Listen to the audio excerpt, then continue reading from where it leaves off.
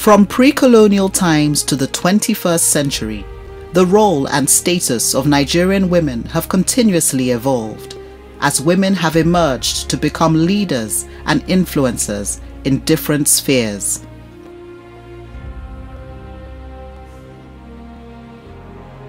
Too often, the history of a nation is told through the voices and viewpoints of its men. It's time to celebrate her story, Nigeria, from the perspective of women. Nigerian women are not an oppressed minority striving for relevance. They are running businesses, making laws, commanding troops, educating the nation, healing the sick, managing banks, and doing it all with style, grace, and skill. Even centuries ago, although the man was the head of the family, women had a defined role and voice. Women farmed, traded, and controlled certain occupations. And politically, women were represented through the institutions of female chiefs, age grade associations, and market and village groups. History also has examples of those women who completely broke the mold, whose names are stuff of legend. Bilkisu Shango of Ijebu, who many believe was the great queen of Sheba of biblical fame. Moremi of Ife, who sacrificed her son and allowed herself to be enslaved in order to steal Igbo military secrets for her people. Emotan, the simple trader who protected the life of the Oba of Benin, and Inikbi of Igala, the 16th century virgin princess who gave her life to save her people from war. Another was Amina, powerful and feared queen of 16th century Zazal, now Zaria, of whom her contemporaries wrote, Amina, a woman as capable as a man. In her 34-year reign, she expanded the domain of Zazal, and the defensive walls she built around each conquered town became characteristic of Hausa city-states. British colonial rule led to the amalgamation of the country of Nigeria, named by a woman, Flora Shaw, British journalist and wife of then Governor-General Lord Frederick Lugard. In this new nation, however, women held no offices nor were they allowed to vote. But many did not allow themselves to be relegated to the sidelines as mere spectators. The Aba women rioters of 1929 gave no thought to their supposedly inferior status when more than 30,000 of them from Owerri to Ibibio land marched nude against the colonial authorities to protest the imposition of unfair taxes on women. In the 1930s and 40s, the most powerful female leader was Madam Alimotu Pelewura, an illiterate Muslim fish trader and head of the Lagos Market Women's Association for 50 years. Pelewura's mobilizing skills made her a valuable asset to politicians such as Herbert Macaulay, but colonial authorities complained about the influence that Pelewura and her market women wielded over local economic and political affairs. When she died in 1951, 25,000 people attended her burial.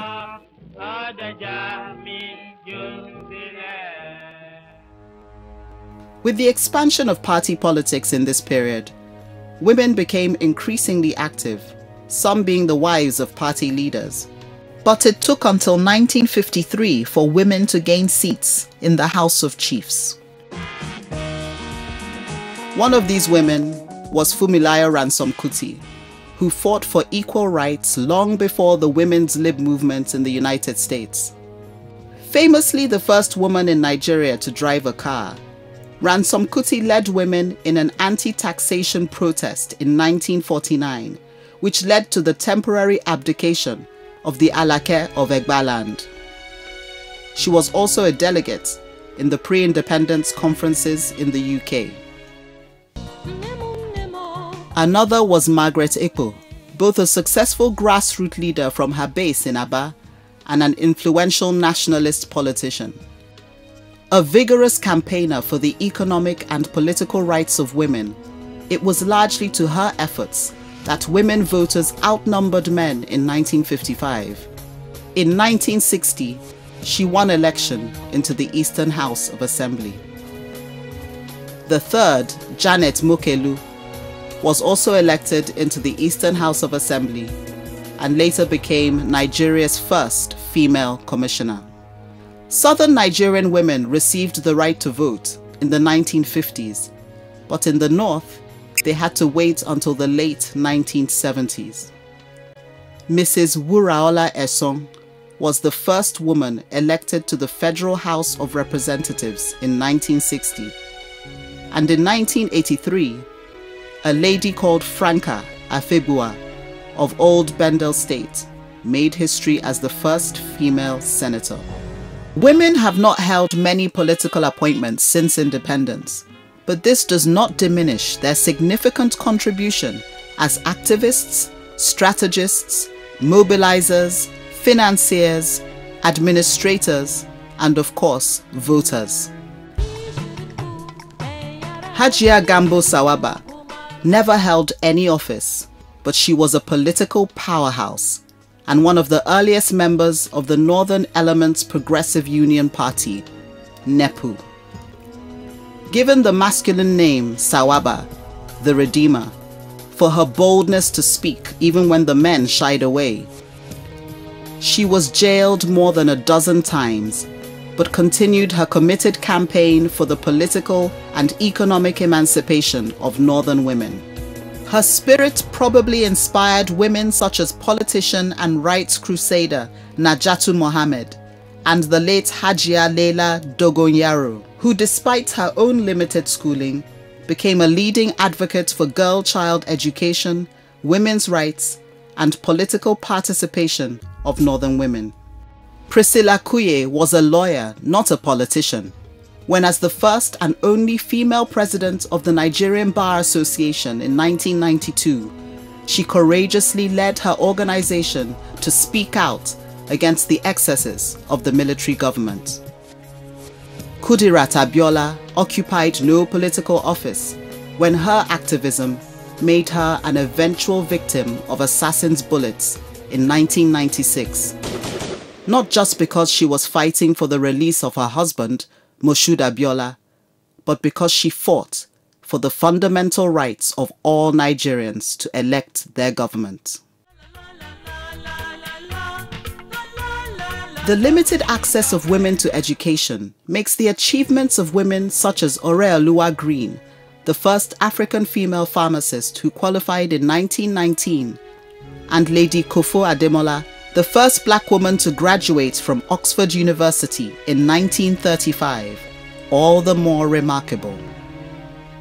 They opened doors for other record-breaking professionals, such as Toyin Olakuri, the first female chartered accountant in 1963, Grace Alele Williams, who rose to become the first female vice-chancellor of a Nigerian university, Benin, in 1985, and Funke Oshibodu, who has been managing director of 3 banks, MBC International, Ecobank, and Union Bank. In the armed forces, the Nigerian Defense Academy opened up its doors to the first cohort of female cadets, popularly known as President Jonathan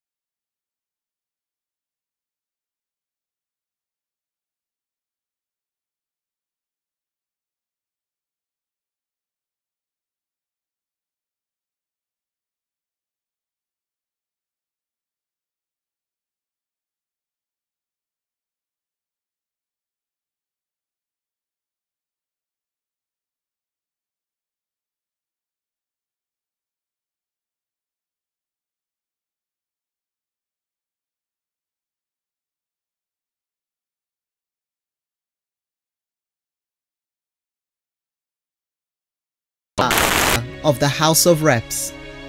In terms of executive office, Dame Virgie Etiaba is the only woman to have experienced a turn as governor from November 2006 to February 2007. But more women are following the bold lead of Sarah Jibril, the first female presidential aspirant. One day soon, this particular glass ceiling will open to the undoubted delight of women all over Nigeria and the African diaspora. Critical to any discussion of the history of women is the unique role of the First Lady, a position that has added immeasurably to the socio-economic and political growth of the Nigerian woman. From late Mrs. Mariam Babangida's Better Life for Rural Women program to Dame Patience Jonathan's Women for Change, the First Lady can have significant national and international impact. Dame Jonathan has become a major force for women's empowerment and a relentless champion for the greater representation of women in government. It is thanks largely to her that President Goodluck Jonathan now heads an administration with 35% women representation, even higher than international benchmarks. Dame Jonathan is also the current president of the African First Ladies Peace Mission, with the key focus of promoting peace and initiating projects to better the lives of African women. In her various duties, the First Lady is well supported by her very able lieutenant, Hajia Amina Namadi Sambo, wife of the Vice President. Women have also been pace-setters in the flourishing creative industries, enriching our lives and enhancing the image of the nation with their diverse talents. Flora Wakwa's 1966 novel, Efuru, became the first English book published by an African female writer, making her the forerunner of such internationally acclaimed and award-winning authors such as Buchi Emecheta, Sefi Atta, and Chimamanda Adichie. Ladi Kwali elevated the art of pottery, staging international pottery exhibitions and receiving an MBE from Queen Elizabeth in 1963. Following closely are talents like globally renowned sculptor Sokari Douglas Camp, also honoured by Her Majesty in 2005. In the dramatic arts, the works of pioneers such as actress Taiwo Ajayi Lycett, screen legend Joke Silva, and foremost producer Amaka Igwe have captivated audiences, while inspiring women like Genevieve Nnaji, Omotola Jalade Kende, and Stephanie Okereke, the shining stars of the global phenomenon called Nollywood. Our female music stars have thrilled us with their talents, from the elegant stallion Onyeka Onwenu to the late great lady of songs Chrissy Essianibokwe, and more recent superstars such as Asha, taking our music far beyond these shores. In the fashion industry, the contributions of pioneers such as Oprah Benson, Princess Abba Folawiyo, and Folake Majin helped make it possible for the likes of Deola Sego and Lisa Folawiyo to now showcase their designs on the runways of Paris, New York, and London.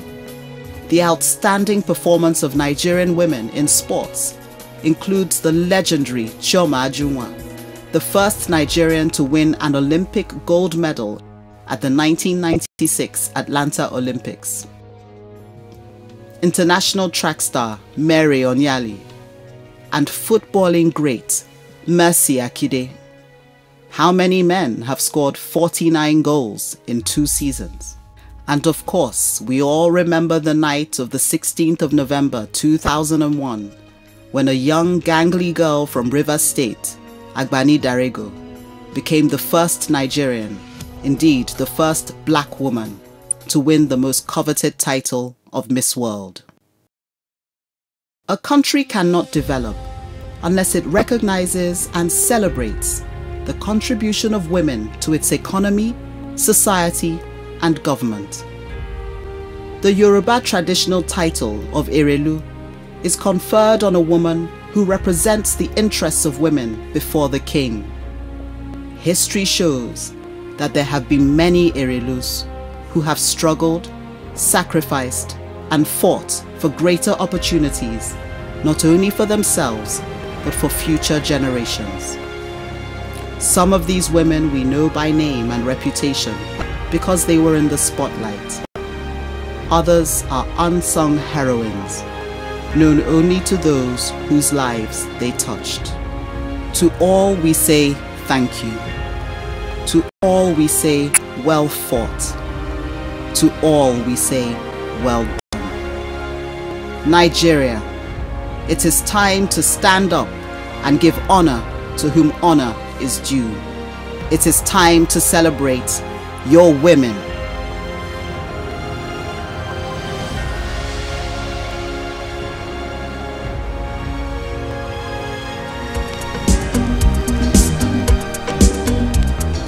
Woman is the answer to the call of man. The man is the protector of the woman. Woman is the apple of the eyes of man. The man is the protector